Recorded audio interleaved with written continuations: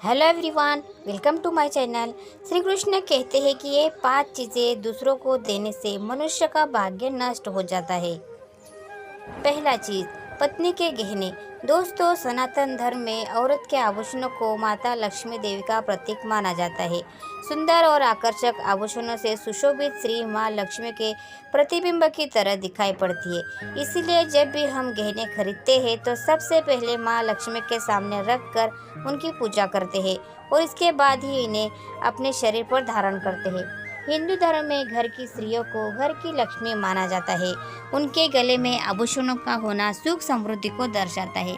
दोस्तों, इसीलिए अपनी पत्नी के गहने कभी किसी को उधार में या दान में या दूसरों को इस्तेमाल के लिए कभी भूलकर भी नहीं देने चाहिए। खासकर सुहागिन महिलाएं अपना मंगलसूत्र, पायल और बिछिया कभी किसी अन्य महिला को इस्तेमाल के लिए ना दें। इससे अपने घर की बरकत और भाग्य भी उन्हीं गहनों के साथ चला जाता है और माँ लक्ष्मी बेहद ही नाराज हो जाती है। इसलिए अपने घर में सुख समृद्धि और बरकत को बनाए रखने के लिए इन गहनों को दूसरों को इस्तेमाल करने के लिए ना दें।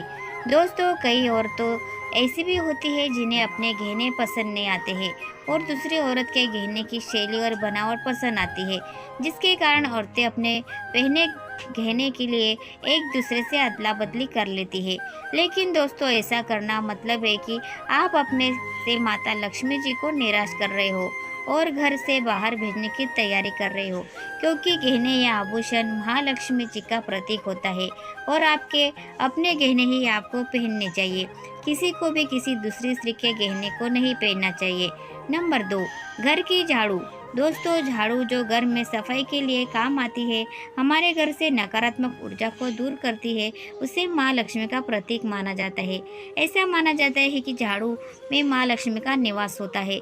इसीलिए अपने घर की झाड़ू कभी किसी को उधार में या उपयोग के लिए ना दे।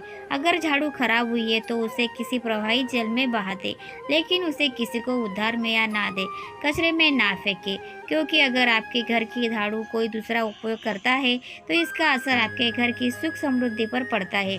दोस्तों, इसके साथ ही ये बात भी ध्यान में रखें कि दूसरों के घर की झाड़ू का अपने घर में कभी प्रयोग ना करें, क्योंकि ऐसा करने से उनके घर की नकारात्मक ऊर्जा आपके घर में प्रवेश कर सकती है।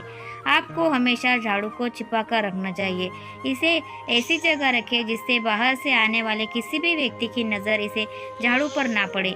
यदि आप झाड़ू को खुली जगह पर रखते हैं तो इससे घर में वास्तु दोष लग सकता है। इसके साथ ही आपको टूटी हुई झाड़ू को भी घर से तुरंत बाहर निकाल देना चाहिए।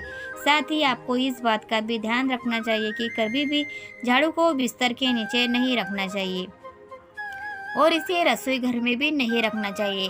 इससे आपके परिवार के लोगों के बीच लड़ाई झगड़ा वाद विवाद बढ़ सकते हैं। आपको इस बात का ध्यान अवश्य रखना चाहिए कि झाड़ू पर कभी भी ठोकर नहीं मारनी चाहिए। यदि आप झाड़ू को ठोकर लगाते हैं तो ऐसा माँ देवी लक्ष्मी का घोर अपमान करने के समान ही होता है।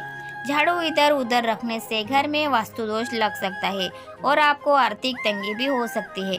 अगर आप घर में झाड़ू रखती है तो इसे रखने के सही वास्तु के बारे में जानकारी जरूर चाहिए, जिससे आपकी आर्थिक स्थिति एवं घर में बरकत अच्छी बनी रहती है और घर में खुशहाली आएगी। कभी भी आपको घर के किसी भी व्यक्ति के घर से बाहर निकलते ही आपको झाड़ू का प्रयोग नहीं करना चाहिए। इससे बाहर जाने वाले व्यक्ति को अपने कार्यों में बाधा आती है। नंबर 3 चीज़ है महालक्ष्मी वैभव प्रदान करने वाली, सौभाग्य देने वाली, ममता की मूर्त है। साथ ही वह अन्नपूर्णा भी है। इसीलिए हम अन्न ग्रहण करने से पहले माँ अन्नपूर्णा को धन्यवाद अवश्य करते हैं। रसोई घर की शुद्धता और संपन्नता उतनी ही आवश्यक है जितनी धन की। दोस्तों, रसोई घर का चकला, बेलन और तवा। जी हाँ मित्रों, अपने रसोई घर का चकला, बेलन और तवा दूसरों को कभी इस्तेमाल के लिए या उधार में ना दें। ये चीज़ें दूसरों को देने से आपका भाग्य भी उन्हीं के साथ चला जाता है। माँ लक्ष्मी को अत्यंत प्रिय है, इसीलिए ऐसा कभी ना करें। अपने घर का चकला, बेलन या तवा दूसरों को उपयोग के लिए कभी ना दें, नहीं तो आपके घर में दुर्भाग्य का वास हो सकता है। चौथी चीज़ है माँ लक्ष्मी धन की देवी है।